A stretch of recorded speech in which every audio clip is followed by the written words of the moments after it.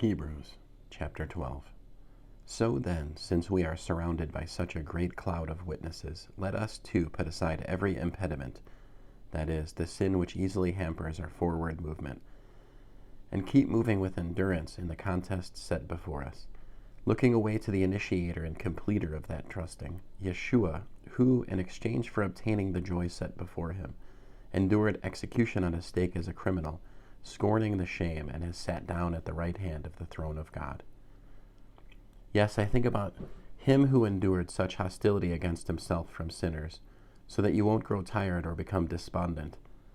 You have not yet resisted to the point of shedding blood in the contest against sin. Also, you have forgotten the counsel which speaks with you as sons. My son, don't despise the discipline of Adonai, or become despondent when he corrects you. For Adonai disciplines those he loves, and whips everyone he accepts as a son. Regard your endurance as discipline. God is dealing with you as sons. For what son goes undisciplined by his father? All legitimate sons undergo discipline. So if you don't, you're an illegitimate son and not a true son. Furthermore, we had physical fathers who disciplined us, and we respected them. How much more should we submit to our spiritual Father and live? For they disciplined us only for a short time and only as best they could. But he disciplines us in a way that provides genuine benefit to us and enables us to share in his holiness. Now all discipline, while it is happening, does indeed seem painful, not enjoyable. But for those who have been trained by it, it later produces its peaceful fruit, which is righteousness. So strengthen your drooping arms and steady your tottering knees, and make a level path for your feet, so that what has been injured will not get wrenched out of joint, but rather will be healed.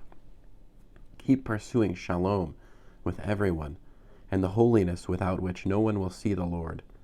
See to it that no one misses out on God's grace, so that no root of bitterness springing up causes trouble and thus contaminates many, and that no one is sexually immoral or godless like Esau, who in exchange for a single meal gave up his rights as the firstborn. But you know that afterwards, when he wanted to obtain his father's blessing, he was rejected. Indeed, even though he sought it with tears, his change of heart was to no avail. For you have not come to a tangible mountain, to an ignited fire, to darkness, to murk, to a whirlwind, to the sound of a shofar, and to a voice whose words made the hearers beg that no further message be given them. For they couldn't bear what was being commanded them. If even an animal touches the mountain, it is to be stoned to death. And so terrifying was the sight that Moshe said, I am quaking with dread. On the contrary, you have come to Mount Zion, that is, the city of the living God, heavenly Yerushalayim, to myriads of angels in festive assembly, to a community of the firstborn whose names have been recorded in heaven, to a judge who is God of everyone, to spirits of righteous people who have been brought to the goal, to the mediator of a new covenant, Yeshua, and to the sprinkled blood that speaks better things than that of Hevel. See that you don't reject the one speaking, for if those did not escape who rejected him when he gave divine warning on earth, think how much less we will escape if we turn away from him when he warns from heaven. Even then his voice shook the earth, but now he has made this promise. One more time I will shake not only the earth, but heaven too. And this phrase, one more time, makes clear that the things shaken are removed, since they are created things, so that the things not shaken may remain. Therefore, since we have received an unshakable kingdom, let us have grace, through which we may offer service that will please God, with reverence and fear. For indeed, our God is a consuming fire.